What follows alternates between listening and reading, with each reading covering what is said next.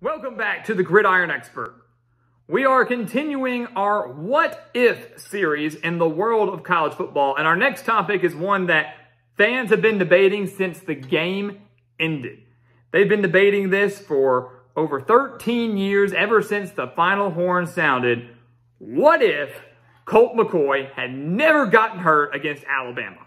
What if Texas had defeated Alabama in that national championship back in that 2009 season, all the way out in the Rose Bowl? What if? What would it have meant for college football? What would it have meant for Alabama and Nick Saban? What would it have meant for Texas and the future of their program? There was a lot at stake in that game. We didn't know it then, and we know it now, and we're here to break down exactly what could have happened had Colt McCoy never gotten hurt.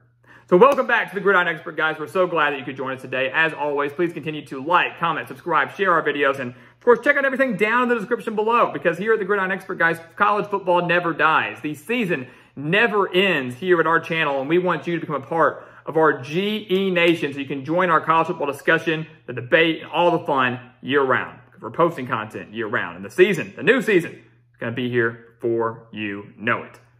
So let's take a look at this, guys. I mean, you know, this was an awesome national championship all the way back in 2009. Both of these teams entered the game at 13-0. They were meeting at one of the most famous venues, if not the most famous venue in college football, with the Rose Bowl. Two iconic programs in Texas and Alabama. There was just so much at stake. It felt like the perfect storm for a national championship game.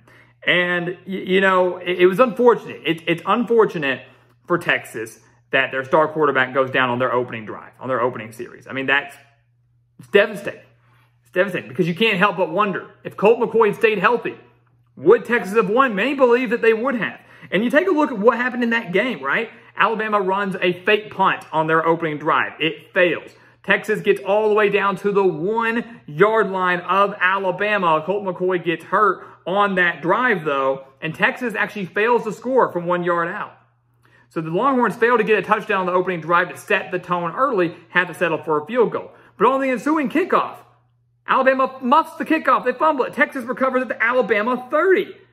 But the offense, now under command of Garrett Gilbert, only gains 5 yards on that drive and has to settle for another field goal to go up just 6-0 instead of, I say, at least 10-0. Texas probably should have gone up 14-0 early on in that first quarter. It would have set the tone. It would have given them all momentum, and it would have made Alabama maybe panic a little bit. It's possible. But instead, they were only up 6-0. A touchdown, they lose the lead. So at the very least, Texas should have had a 10-0 lead. They probably should have had a 14-0 lead, but instead, they had a 6-0 lead. Well, after that, Alabama started to settle in. They did, and we know what happened after that. Alabama went on a massive run. 24-6 lead at halftime, highlighted by the pick six on the shuffle pass, picked off by Marcel Darius. That was returned for a touchdown right at the end of the first half. And you can't help but wonder, if it was just 17-6 going into halftime, how drastically different the game could have been for Texas. But that gave Alabama tons of momentum into halftime. An 18-point lead seemed insurmountable, but it wasn't. And that's the thing. Coming out in the second half, the teams kind of both started slow. It kind of became a defensive slugfest. Texas battled back under Garrett Gilbert, cutting the lead to 24-21 with 6:15 remaining in the game.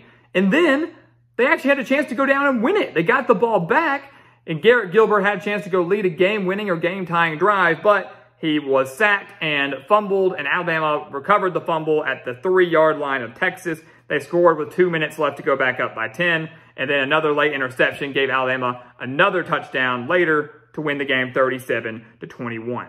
But you look at that, guys. With 3 minutes remaining, Texas had a chance to go down there and win the game. And you can't help but wonder, if they had had their veteran quarterback and Colt McCoy under center for that drive, would Texas have scored? Let alone, would Texas have even been trailing if Colt McCoy had been out on that field? If Alabama had been down 14-0, if Colt McCoy had never gotten hurt and had scored 2 touchdowns early on, especially after that fumble on the kickoff, would Texas have even been trailing? They cut it 24-21. I guarantee you Colt McCoy doesn't throw the interception on the shuffle pass. It was a freak play. It was an impressive play by Marcel Darius. Colt McCoy doesn't make that mistake like Garrett Gilbert does. So that's 7 points off the board like that for Alabama, just like that, to 30-21 game. Well, then you factor in the extra touchdown that Texas probably should have had instead of a field goal, and it's 30-25. You factor in the other field goal Texas had and should have had a touchdown, you're looking at a tie game or maybe even a 31-30 type of game for Texas. That's how drastically different and how close it was to being a completely different game. 16-point victory, you go, Alabama blew them out of the water. Not really. They were in the first half, but it was a 3-point game with 3 minutes left. And you can't help but wonder what could have happened had Colt McCoy remained under center. Not only was it detrimental to the game and the outcome of the game, but it was, to an extent, detrimental to both teams' futures. You think about it. Think about what a national championship does for a program. I mean, getting there is impressive, but winning a national title does wonders for your program. It does wonders for recruiting. It does wonders for ratings. It does wonders for revenue. It can drastically change a program. Not to say that Texas or Alabama were hurting for money. They were hurting for fame or pride. No, they had all that because they were historic blue blood programs. However, it can do a lot. And for Texas, they had won a national championship since 2005. Now, granted, it wasn't that long of a gap, but they beat Alabama. They beat Alabama. That's their second national title. Second national title in 5 years. That'd be their second national title in 5 years. You could start saying that Texas was forming a dynasty of their own under Mac Brown, and the future was going to look insanely bright. You look at Alabama, on the other hand, they lose this game. Saban was already in his 3rd year at Alabama. The year before, he almost got the Crimson Tide to a national championship game. They fell in the SEC championship to Florida. Finished 12-2, lost to Utah in the Sugar Bowl. Now, you're in year 3. Got to go to national championship. Let's go. And they lose it. So 3 years, no national titles. No SEC title. Well, excuse me, only one SEC title, just say that. Then the next year, in 2011, or 2010, excuse me, Alabama goes just 10-3. So in 4 years under Nick Saban, yes, Alabama's killing it. They're dominant. They're winning games. They're a threat. But they don't have a national title to show for it, and they only have one SEC title to show for it. So 4 years, one SEC title, no national championships, and only one appearance. Not to say Alabama fans were going to get impatient, because remember the state of Alabama football prior to Nick Saban, they were nowhere near the level that he had them at. They were not contending for national titles at that point. They weren't. He was working wonders. But eventually, even when you're so good, it gets so frustrating to get so close and never get over the hump. And in 4 years, that would have been the case for Alabama. They wouldn't have had that. They would have entered the 2011 season with nothing to show for it. Granted, yes, they did win back-to-back championships in 2011 and 2012. Maybe that still happens, or maybe it doesn't. Maybe the loss of Texas doesn't allow that to happen. There's that extreme possibility there. Keep in mind, the national title in 2009 was the first national championship for Alabama since 1992. Something to keep in mind there. Texas, on the other hand, the state of their program fell off after the loss to Alabama. It felt like it demoralized the program. The very next year, Texas started the year in the top 10 and finished 5-7. From 2010 to 2013, in the 4 years after that national championship loss, Texas went just 30-21. They did not have a single 10-win season during that time. Mac Brown left after the 2013 season. It took 9 more years after that national championship appearance for Texas to hit 10 wins. They did that in 2018 under Tom Herman. They have not won the Big 12 since they left, or since that national title loss. They have not won the Big 12 since 2009. They have not even sniffed a national championship since then. They've come nowhere near a national title since that 2009 season.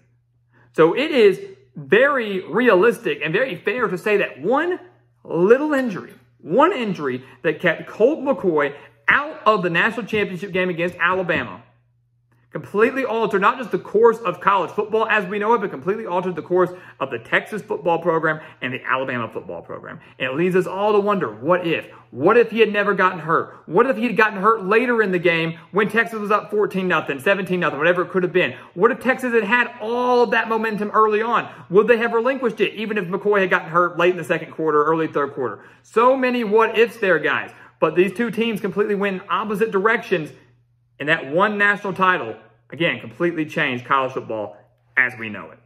So guys, as always, thank you so much for watching us here at the Gridiron Expert on YouTube. As always, please continue to like, comment, subscribe, share our videos, and of course, check out everything down in the description below, because again, guys, here at the Gridiron Expert, college football never dies. It never ends, and we want you to become a part of our GE Nation. And once again, guys, as always, thank you so much for watching, and we'll see you next time right here on the Gridiron Expert. Yeah.